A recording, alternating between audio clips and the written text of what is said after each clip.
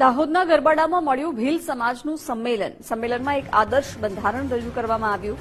41 ગામના સરપંચ અગ્રણીઓ સંમેલનમાં હાજર રહ્યા।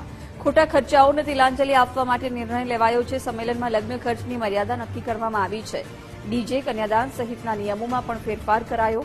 નવી પેઢીને શિક્ષણ તરફ વાળવાનો પ્રયાસ કરાશે।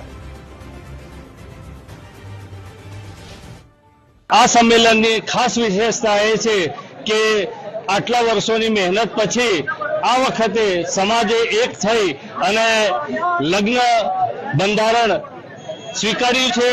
લગ્ન બંધારણની અંદર ખર્ચ પેટે આમ તો દહેજ શૂન્ય, પણ કોઈની સગવડ સારી ન હોય તો ખર્ચ પેટે 1,21,000 આપવાનું ઠરાવવામાં આવ્યું છે। સાથે સોના અને ચાંદીના જે આસમાને ગયેલા ભાવો છે એ ભાવોને ધ્યાને રાખી અને ભીલ સમાજે ઐતિહાસિક નિર્ણય લીધો છે।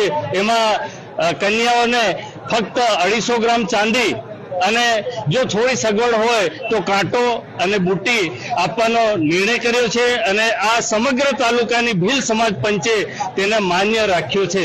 જે બંધારણ નક્કી કર્યું છે 1,21,000 દેશ પેટે એ મંજૂર થયા છે અને ચાંદીમાં 250 ગ્રામ ઝાંઝરી હોય અને વધારે કદાચ અનુકૂળતા પ્રમાણે આપવાનું હોય તો નાકનો ચૂની અને બુટી એ આપવામાં આવે છે અને જમવામાં દાળ ભાત લાપસી રાખવામાં આવશે અને બીજા અમુક ખર્ચાઓ છે દારૂના છે, ડીજેના છે, એનું ઓછું કરીને અમે લોકોએ આ સંમેલનમાં જાહેર કર્યું છે। મારા સમાજ પ્રત્યે બહુ લાગણી છે। મારા સમાજની દીકરીઓ માટે બહુ લાગણી છે। દીકરીઓનું વેચાણ થાય છે, આપણો સમાજ આગળ નથી આવી શકતો। દીકરીઓને મજૂરી કરવી પડે છે, દીકરીઓની આખી જિંદગી દેવું ધોવામાં જતી રહે છે। એટલે દીકરીનું જીવન સુધરે એ માટે હું મારી રીતે મારી રજૂઆત કરવા માટે આવી છું।